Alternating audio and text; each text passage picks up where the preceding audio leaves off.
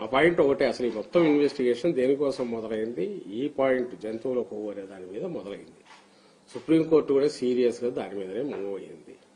ఇప్పుడు అందులో వచ్చిన మిగిలిన అంశాలకే చూద్దాం. ఉదాహరణకు ఆయన బోలేబాబా అంటున్నాడు. ఎవరి బోలేబాబా? చంద్రబాబు నాయుడు గారి హయాంలో హర్ష డైరీ అనే పేరుతో ఉన్నదే పేరు మార్చి బోలేబాబా అయింది. దానికి ఫ్యాక్టరీ ఇన్స్పెక్షన్ కు ఆయన హయాంలోనే 18లోనే ఇప్పుడు 2018లో వెళ్లారు. ఆయన హయాంలో టీటీడీలో అప్పుడున్న వాళ్లే సర్టిఫికేట్ ఇచ్చారు.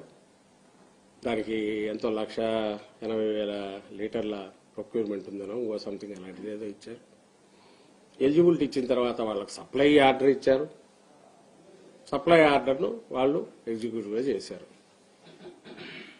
వాళ్లను తరువాత ఎప్పుడైతే అది బోలేబాబా మా హయాంలో దానికి సంబంధించి ఇది ఆ రోజు ఉన్నదే మా హయాంలో వచ్చింది, రిజెక్ట్ అయింది.